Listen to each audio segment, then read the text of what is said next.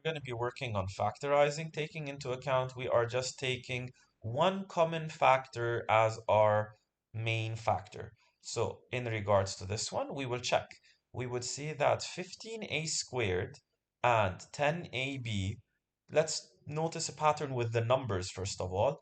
15 and 10, they have a common factor of 5. So we will be kicking out the 5. Next up, we have A and A. So A is definitely a common factor. Always be careful. When you see powers, you choose the smallest power, which in this case would mean A power 1. You do not need to write that power 1. So now, is B a common term? B is not a common term due to the fact that B is available in the second part, but not available in the first. So now we do our factorizing. We divided 15 by 5, we're left with a 3. We divided a squared by a, we are left with a. Now we put a minus. We divided 10 by 5, which means we're left with a 2.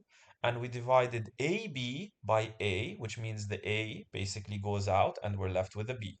This is our first answer. This is the final form. For our second one, similar pattern.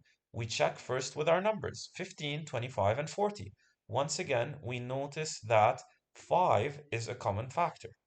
Next with our letters, A, X, AT, and AB. The only common letter here is the A.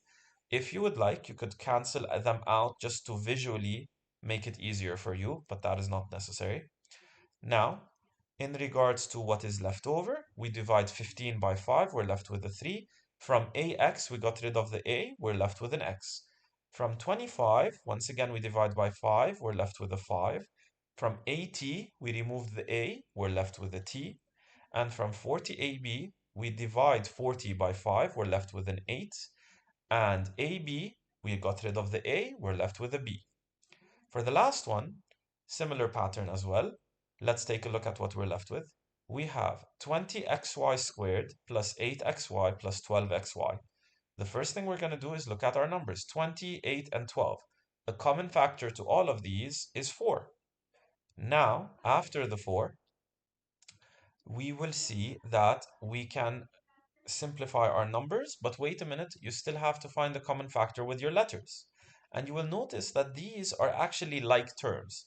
This is a trick that could be seen on rare occasions, but right now we're going to deal with it as if they're not. And at the very end, we are going to combine the like terms as required. So xy squared, xy, and xy. Notice in all of these cases, xy is common to both of them. So that is my common factor.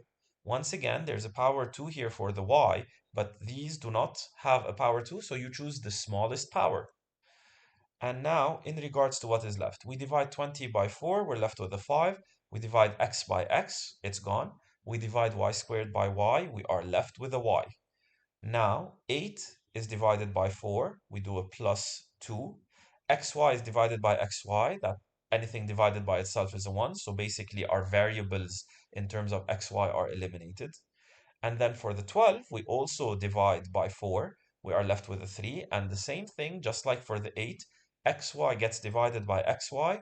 We are going to get the 1, which basically means our variable is now eliminated from the parentheses. Now, the last part of this requires you to notice the fact that 2 and 3 are just constants. So all you do is simply add them together, and that's it.